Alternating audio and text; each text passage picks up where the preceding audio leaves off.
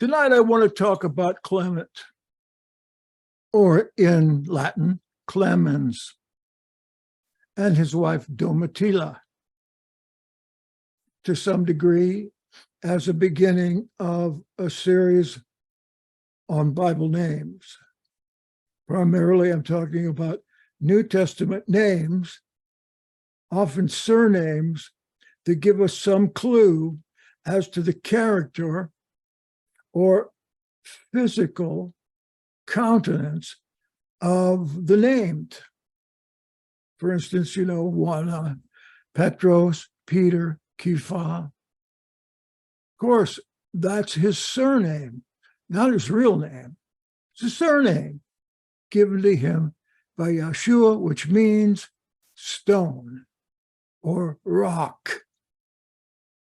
We might call him the Rock. That's just one example out of many from the New Testament. I call it the name games, pseudonyms, surnames, aliases. Did I say nicknames? There's a lot to be found in the names. And we will start here with Clement, although I'm going to talk mostly about him tonight, not his name. And as we go on, we'll get into the New Testament, and there's a lot of reveal there. So as for Clement, his name is Titus Flavius or Flavius Clemens. His surname is in the middle, Flavius. It's a masculine surname. The feminine is Flavia. Domitilla, for instance, her name is Flavia Domitilla because she's a woman.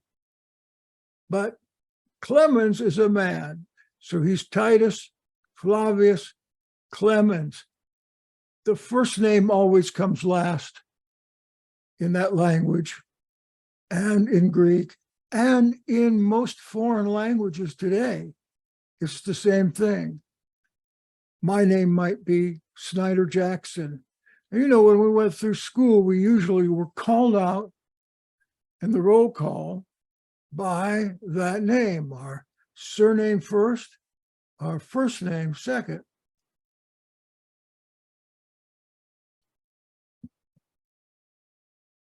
And we know this man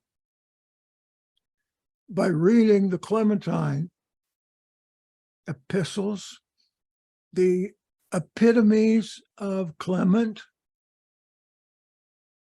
better known now as the Nazarene Acts. I've been working on volume 2 and 3 a lot this last week. That's one thing I can usually do despite the affliction.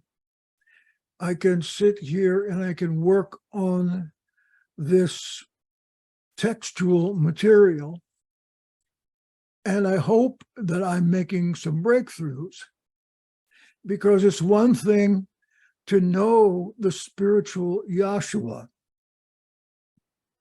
extremely important, but it's another thing to know the man, or to know the man Petros. That's very important, and it's not given much importance today for some reason. What is expected of us as a religious people is to know the spiritual Jesus. But these fellows were born men. I don't know about Yeshua. I know about the virgin birth, and I believe in it, but I don't know. What do we know for sure? If he was the son of Joseph, then all the more reason we should try to understand him as a man, his history, his habits, his experiences. And in the New Testament, what we have there is very little. How many pages would it take to sum up your life, for instance?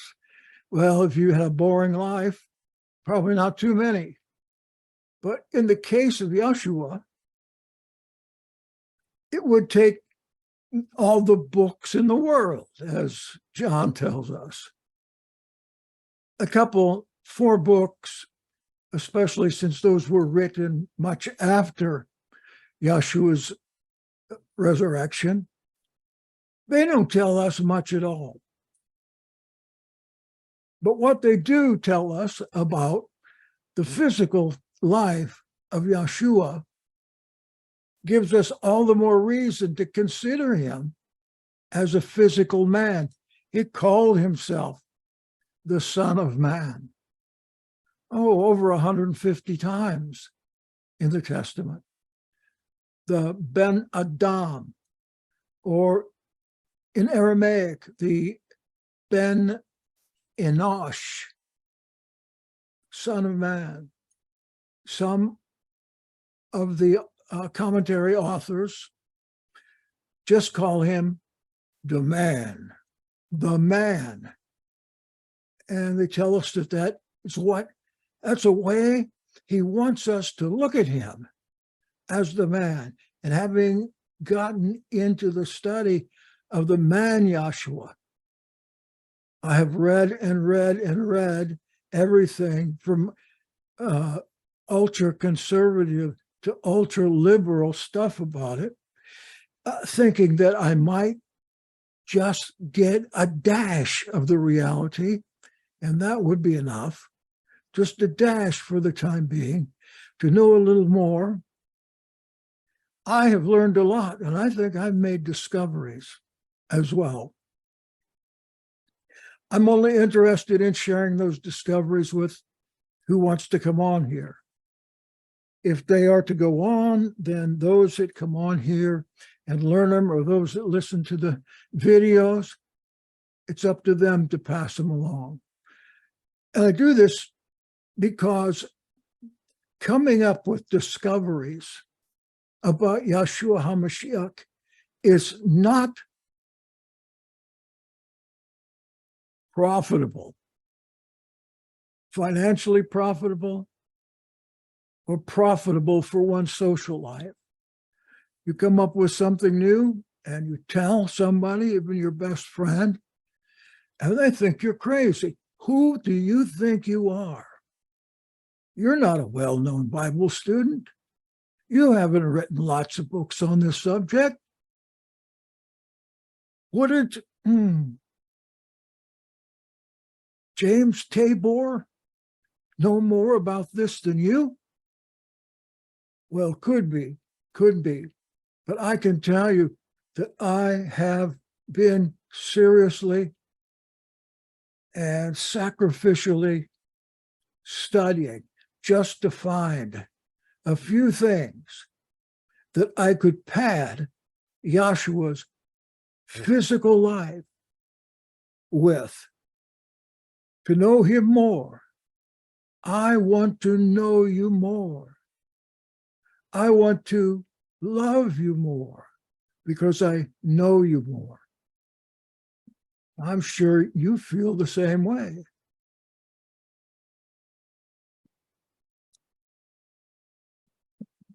Well, if Titus Flavius Clemens was indeed the secretary and epitomist for Petros, for Peter, for Kepha over the course of 10 years, as we are told, and what is purported to be from his very hand in the Nazarene Acts, then we're going to find stuff in there. We're going to find things in there. And if you've read that first volume, then you have found a lot of things, like the concept of the standing man, like the concept of the true prophet, and a lot of practices that the first Nazarene Ebionites did.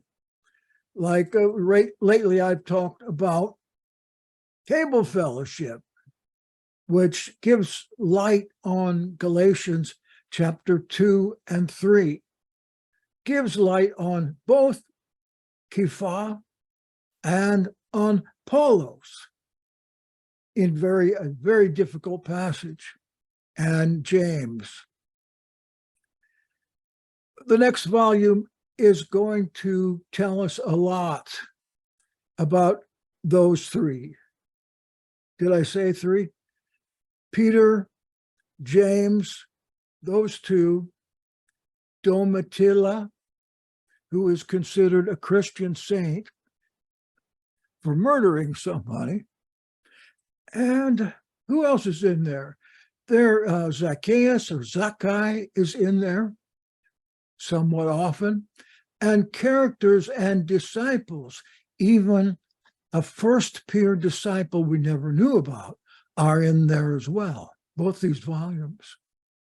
But let's get down to the crux of the volumes right now, because the authorship of those books is attributed to this Titus Flavius Clemens, who was a great nephew or a nephew, not sure which, of the Roman Emperor Vespasian. You might remember Vespasian was the one who took the legions to Palestina, to Israel, and conquered the upper half of Israel, the Galilee and Samaria. Then he was called back to Rome after three coup attempts that failed, called back to Rome to take over as the emperor, as Josephus prophesied that he would rule the world. That's what saved Josephus' life. He was in chains to be executed, and he told Vespasian this prophecy, and Vespasian says, well, let's just wait and see. First thing that will happen if I don't is that you'll be at the chopping block. Okay, so Clement was a nephew of Vespasian. Very, very important man, not only to us, but in the Roman government as well. He was the son of Titus Flavius Sabinus, who was a consul of Rome, and he was brother to Titus Flavius Sabinus I, who was also a consul in 82. And Titus Flavius Clemens was a consul as well up until 96. Clement was not only the cousin of two more emperors, that is Titus and Domitian, the sons of Vespasian, but he was also a Roman consular several times over, and in the very heart of government, like Epaphroditus. That's why it's hard to understand or to even believe that Clement and Epaphroditus, Narcissus, and a few others who were in the government of Rome would also be on mission trips with Paul or some other evangelist. That's the hardest thing to believe for me. But I'm going to believe it because there's evidence. There is evidence. Didn't you, when you were dedicated to church, didn't you sometimes take a week, 2 weeks, or a month and go on a mission trip far away? Well, sure, and so did I. Well, why wouldn't these guys do that, especially if they were secret Nazarenes? Secret Nazarenes. They would have to go a long way from Rome in order to not be discovered, because the Roman government was not too open to having these atheists, as they called them, atheists because they didn't believe in the Greek Roman gods, have these atheists not only in government, but in Rome at all, there was a constant persecution against new religions. And the followers of Paul, the Paulines, were considered a new religion. Aha. Let's see. You've heard the name now, Flavia Domitilla. That is Clement's wife. And she too was a Flavian. She was a niece or grandniece of Vespasian, which made her and Clement relatives, second-degree relatives. Now, of course, that might be illegal today for cousins to marry, but at that time, and especially among the Jewish and Hebrew people, it was not. You married within your tribe if you could. Same way there. We hear a lot of criticism because the Herods did that as well. We get criticism from the Dead Sea Scrolls and from New Testament authors, but we get reception from the Jews because they did the very same thing. Yet at the same time, argued about the Herods and their niece marriage. Okay. Flavian or Flavia Domitilla. Another account says that she was Vespasian's granddaughter. So the two of them, Clement and Domitilla, they had two sons. One's name was Titus Flavius. Clement, the second, third, or fourth, I figure that Clement was born about 30 or 35 AD. We're basically going to talk about what happened when he's quite a bit older. Maybe 40 AD would fit in good. When he's 40 to 50 years old, in the time of the four emperors, 68 AD and beyond. Clement was educated by Quintilian, a well-known Roman educator, an educator of emperors. While they were still young, the children of Clement and Domitilla, the Emperor Domitian, who was in there until 96 AD, for about 15 years, crazy Domitian, hated believers, hated them, called himself the only God anyone should serve. When people addressed him, Domitian required you to address him as my Lord and my God. For instance, Domitian was a person who primarily worshiped Minerva, a Roman goddess, and I can't tell you exactly what she's goddess of because I don't look at that. I don't study that. But according to On the Life of the Kaisers, the Caesars, by Suetonius, Quintilian was the educator, and when these children were very young, Domitian, and I quote, openly named them as his successors, changing their former names, which aren't mentioned, and calling the one Vespasian and the other Domitian. Now, can you figure out why there is so much confusion about who Clement is? There are umpteen Titus, Flavius, Vespasians, and Tituses, and Clemens, down through the family tree and beyond, as to make it almost unavoidable to be confused about who is who. So if you ever decide you're going to look some of this up, and you see a contradiction, well, expect contradiction.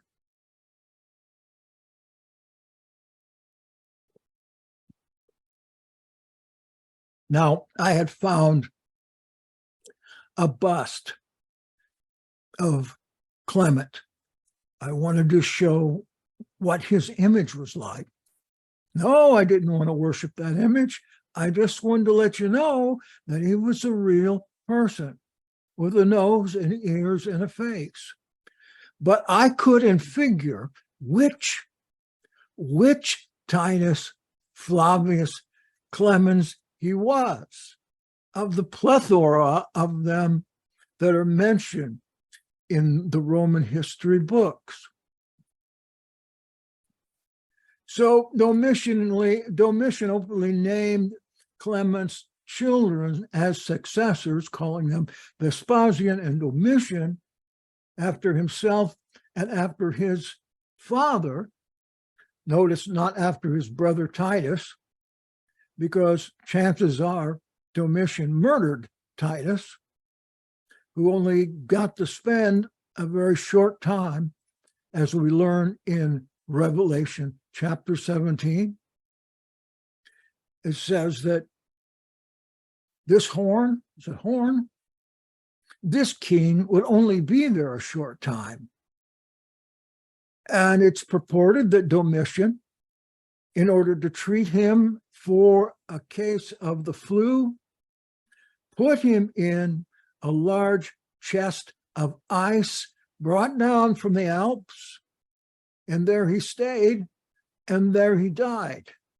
It did cure his flu, but Titus had a really good chance of being a great emperor, like his father Vespasian, after all of these other emperors before that sprung from Julius Caesar that were horrible. But Domitian later put Clement to death. That was at the end of his reign in 96. Suddenly, and on a very slight suspicion of being an atheist.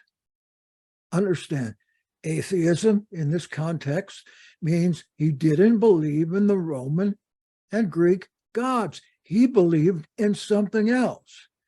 People that believed in other gods than the Roman gods were atheists or godless people.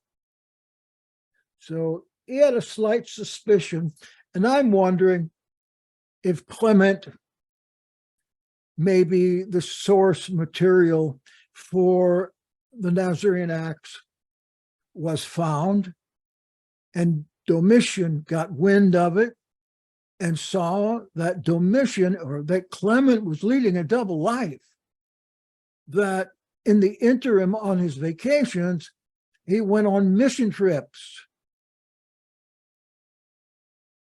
to Cappadocia and Galatia and Macedonia and to Greece, and snuck back and didn't have any photographs to show about it.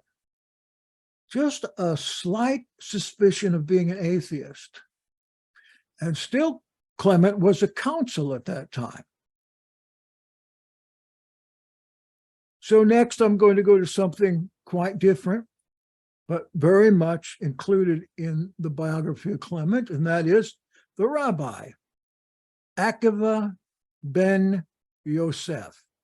This guy lasted a long time. And yes, I couldn't believe it, but he was the Akiva, Rabbi Akiva, that's so famous from the Second Jewish Revolt. He lived through the 70 AD revolt and through the Second Revolt 60 years later. And Akiva was executed in 135 AD by the would-be Messiah Bar Kokhba, or Bar Kokhba, after proclaiming Bar Kokhba as the Messiah of that revolt. But we find the following story in the Talmud. This is one of those little spark of a flame that pop up in some of this literature. That Clement was greatly affected by the Jewish sages of his day, especially by Rabbi Akiva ben Yosef. And I was thinking, how old would the rabbi have been at this time? Well, if it was 60 years between the two revolts, and we go back another 10 years, he must have lived a glorious long life and well into his 90s, if those dates are right. But when he was younger, with Clement being born somewhere around 35 or 40, even if it was in 60 AD or 70, somewhere around 70, this could have happened. The rabbi was on a ship traveling through the Mediterranean to the Italian coast. This might not even be Akiva. You know, in the Talmud, the Jews that wrote that put in the names, other names for some of the legends and stories they heard. It was always a rabbi. It was never a Nazarene, with one exception. So look, this could have been Paul. Paul wasn't the only evangelist that sailed the sea. Other ones did too, including those that he called apostles in the Acts and the letters. Now, why am I saying that? Clement was also on the same ship with Akiva, and there was a great storm that came up, and it threatened the ship. Sound like a story we've heard before? And the captain had given up hope. In another text, I found the captain's name, so it must have been a real person, Theon. When you get Nazarene Acts Volume 2 and 3, you'll see that name. He figures in an important way, Theon, which means simply man of Theos, or God, man of God.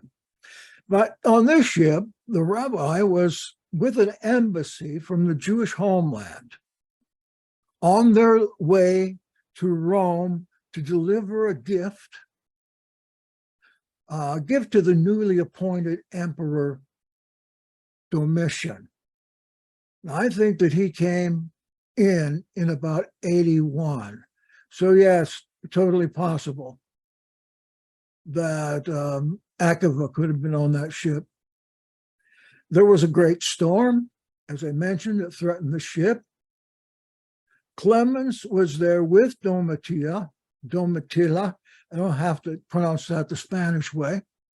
He brought Domitilla down into the below decks because the weather was so bad up in the front, and with the expectation of the ship breaking down, he came back up to lend a hand, and he saw Akiva there on the upper deck of the ship with his hands in the air, with that classical pose of prayer we find on so many sarcophagi of Christians in the catacombs. They're like this. And here he sees Akiva with his hands up in this way. We still see it today, right? All the time. Having completed his prayer, the sea immediately becomes calm. The wind stops blowing. It stops hailing. So Clement was very much impressed by this. He attributed the end of the storm to the rabbi, and he went up to meet the rabbi, introduce himself. He offered his service in Rome to Akiva, mentioning also, of course, that he was a close relative to the emperor. My goodness, he was the emperor's nephew. So in the court of Emperor Domitian, this is well after 81 AD, Clement stood up for Akiva and his companions, as it appeared that their gift to that emperor, which was a chest of dirt, was an insult. Wouldn't you be insulted if somebody who loved you brought you a gift of dirt in a shoebox?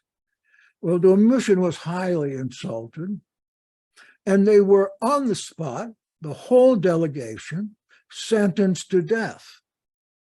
I can see Domitian calling in a secretary, maybe Epaphroditus. He was still alive.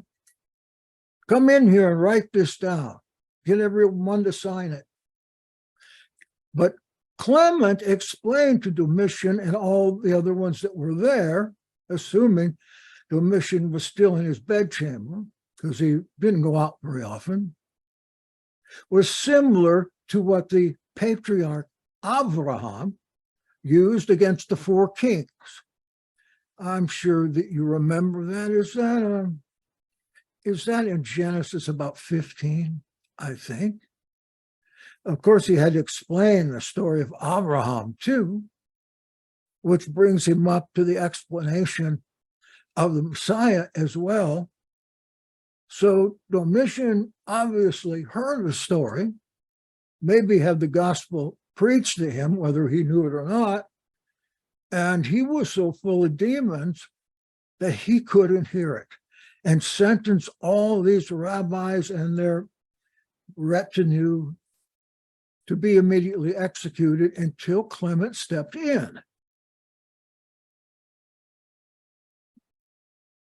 There have been recent attacks at this time as well on the Roman Empire by us Germans.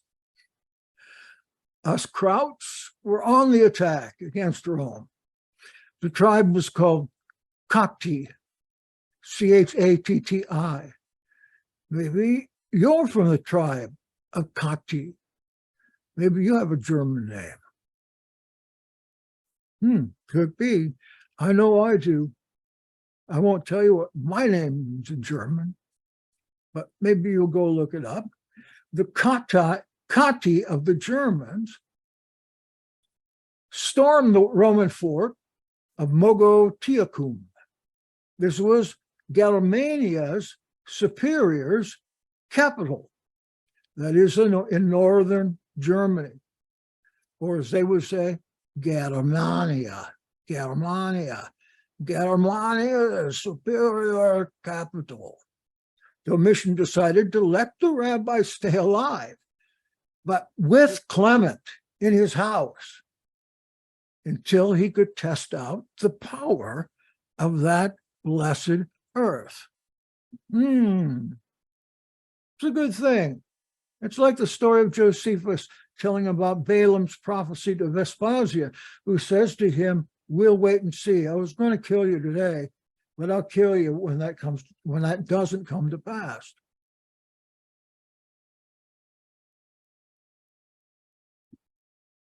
This is an amazing story because in his home, Akiba taught Flavius Clemens and his wife, Flavia Domitilla, about the one true Elohim and the teachings of Yehudaism. And I would say, to go farther than that, must have been teaching the Nazarene Acts of the Apostles as well. And this probably, undoubtedly, came after Clement was with Kepha, Peter. The gift of the earth, blessed earth, proved successful against the Chatti, and the emperor returned from Germania and bestowed precious gifts on these Jewish men. On the whole, deputation. Rabbi Akiva left Clement on good terms then. Clement left on good terms because of all he had learned about true religion. Having planted the seed of love for the Almighty in his and his wife's heart. Amen. About 15 years go by, and the rabbi's presence was requested by the Jewish citizens of Rome. So, come back up here, Akiva, and you might as well stay here while you're at it. We need you here. As the Emperor Domitian had turned into a despot by this time, proclaiming himself as a god, as I said, and having put out an edict that all Jews and Christians, which at that time was probably not known as Christians and was still seen as a Jewish sect. And because of that, the double name, we know these are Jewish believers, Nazarenes, Ebionites. The entire population of these people in the entire Roman Empire were to be slaughtered. No wonder the Romans thought, Nero has come back to life again. Domitian is doing the same as Nero. Kill them all.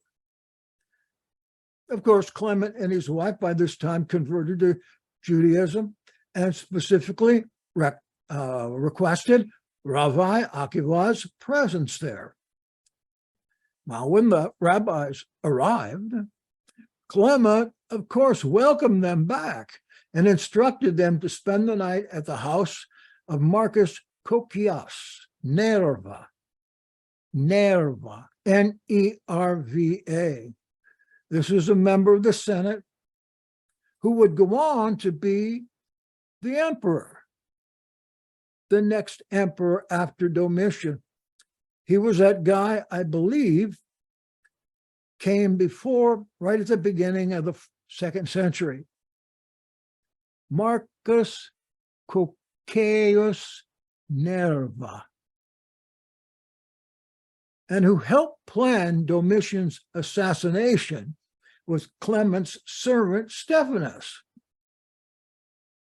It's amazing. So we have in this plot a former emperor. We have certainly, this is after, was it? Well, Clement certainly died because of this, if nothing else, because Clement was executed somewhere around 96 or 97, helping to plan, he's helping to plan the supplantation of Domitian, and Clement's wife is involved in this too. She is not executed. She's sent to the island Pondicherry.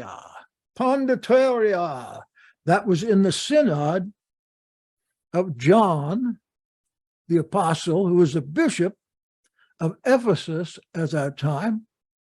Pondicherry was way out beyond Patmos,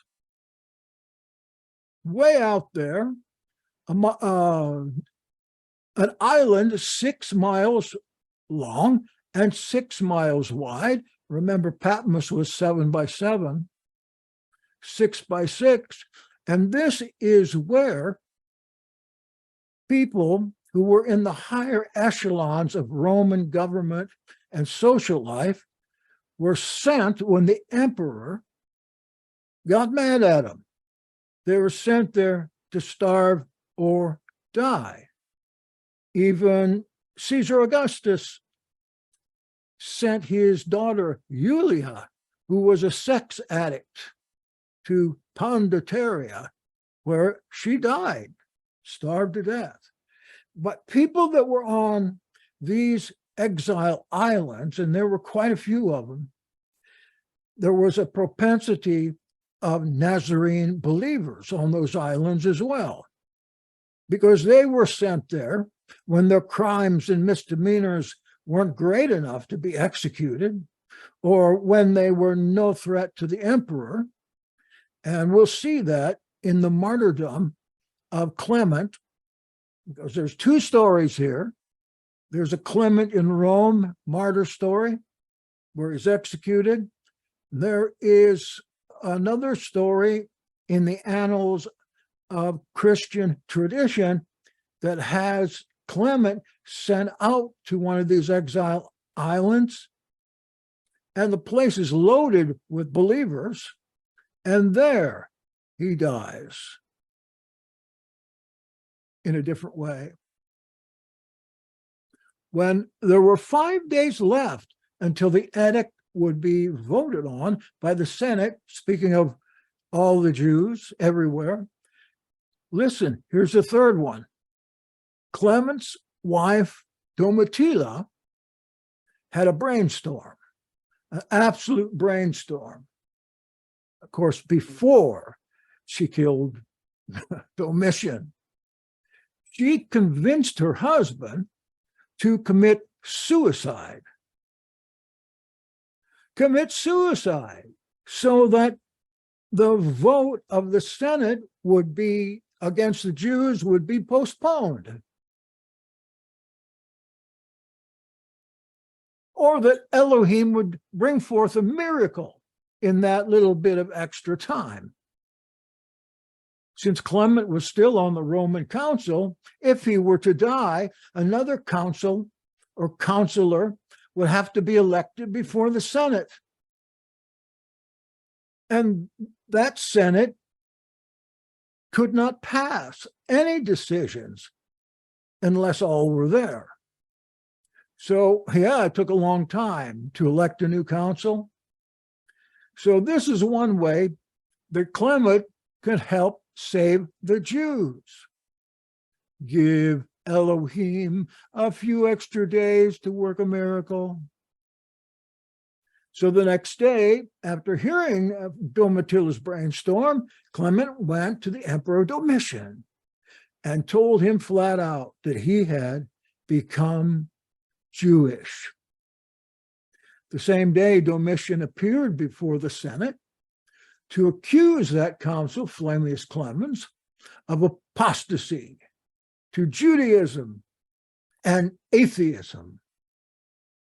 Clement didn't deny the charge, and he was unanimously condemned to death.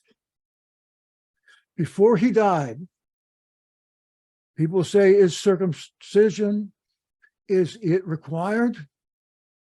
Well, Clement thought so. He circumcised himself, and he took a new name. That name being Shalom. That's the surname. No, I'm sorry. That's his first name, Shalom, and the surname, Ketiyah. Notice the Yah at the end, Ketyah, Ketiyah. So he became known at the end of his life as Ketiyah. His last name was Shalom. Ketiyah, Shalom. Does that tell you something about this man? I hope it tells something good, because Suetonius said that Clement was the laziest man alive. We'll get that quote sometime later. So now I was just astounded at this when I found it. Astounded. So the first thing I did was to look up the Talmud about this, and I usually don't deal in those books. Very seldom, unless there's something like this that pops up that I want to get a little more information about, and this did. Oh, I've got a little footnote there.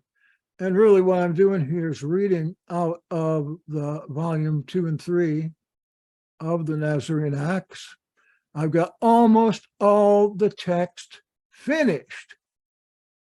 The text is almost finito. I don't see that. Oh, I see. I found that Talmud in the Jewish Virtual Library under Ketia Bar Shalom.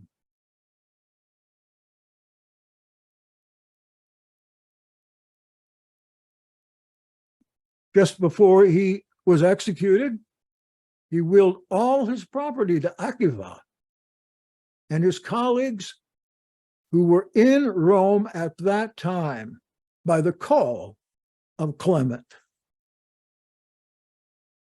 I think Akiva probably had to get himself a new pair of glasses to read that decree, and not only read it, but Akiva was blind. It's said, too, that when he was in his old age, he married a teenager and then overlooked the second revolt of the Jewish revolt in 132 AD, along with the Messiah, Bar Kokhba. No, and I was wrong. The Romans took care of Akiva ben Yosef. It was the Romans.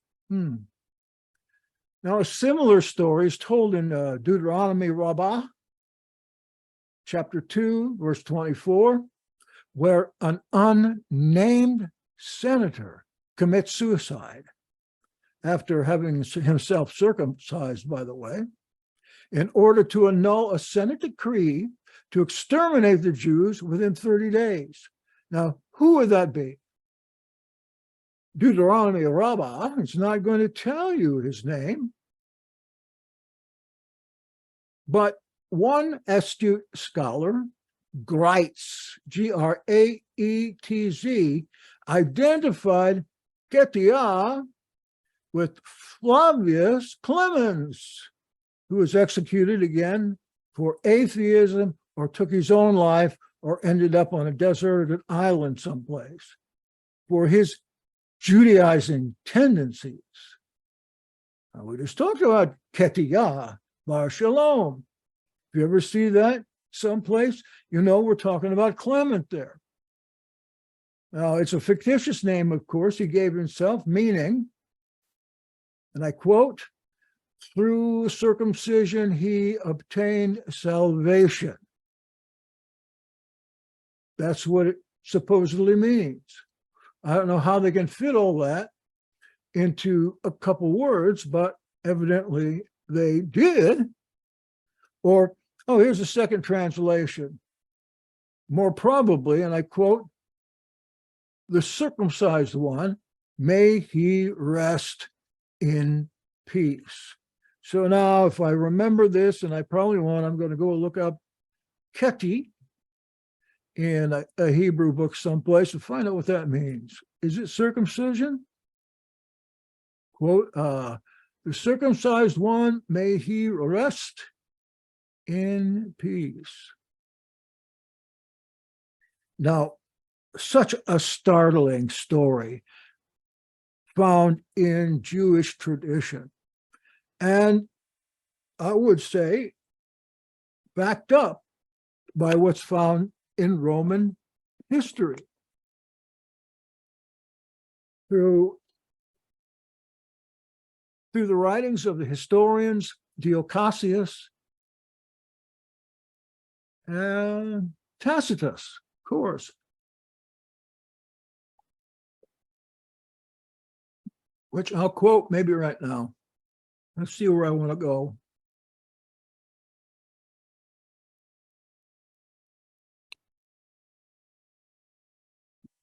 All right. Some of this is going to overlap, I'm afraid. See what time it is. Some of this is going to overlap. In Christian tradition, we're talking about high Christian tradition. Flavius Clemens is a saint. Yes, in both Catholic and Greek Orthodox churches. He's a saint by reason of a lie or several lies, We're not saying that he wasn't a kadosh one, but in the Catholic meaning of a saint, I don't think he was a saint, because they give him credit for being a pope. See, it would be as Peter's successor. They think Peter, Kipha, was the first pope. Oh my goodness, somebody's in here. There was no first pope, except maybe Cletus. They say Peter was the pope, then Linus was the pope. We find Linus in 2 Timothy chapter 4. His real name was Lyn, Lyn, and he was a Druid prince that Paul knew. And there's research to back that up. So we've got a Nazarene, first pope, a Druid prince, the second pope. Then we have Clement, may we say a Jew, for the third pope. And then by the time we get to Anacletus, Cletus was, well, he was a regulation Catholic.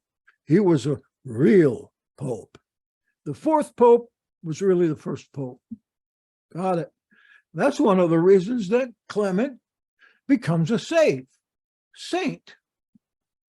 I mentioned that Flavia Domitilla was banished to Pandateria. Is there something more on that? Yes, a story I've told before, but Stephanus, Clement's and Domitian's servant, avenged the death of her husband by assassinating Domitian with the help of Domitilla and with the help of some of the members of the Senate. No telling how many were in this, and if the plot was just Nazarene Jews. What else could they be? What else could they be but Nazarene Jews? In the early Christian literature, known as the Clementia, Titus Flavius Clemens is identified with Pope Clement I. Here they say fourth bishop of Rome, as a saint and martyr. And my note on this is an identification that has no basis in historical fact whatsoever, besides finding those fake bones of Petros under the throne in the big church in the Vatican. I think you'd have made a good pope. The first pope, a Nazarene. The second pope, Druid. The third pope, another Nazarene, or according to the historians, a Jew. Someone should write a book. Well, let me see. Where do I want to go from here? Maybe I need to quit. Yeah, I'm going to quit tonight. I'm really getting hoarser and hoarser. And I see Commander Lee is on here. Hello, Lee. I haven't seen you this week. And it doesn't look like there's any shot. Oh, just the one. Okay, I'm going to pick this up next time. Got good things to tell you about. But I don't know if you get into this kind of knowledge or not. But as I gave that little speech at first, talking about the man, Jesus, the man, Clement, the man, Peter. Oh, we see a lot of the man, Peter, in the recognitions and homilies. A lot. A lot. And in the Acts of Peter. That's another manuscript coming out in volume 2 and 3. They're both going to be together. Okay.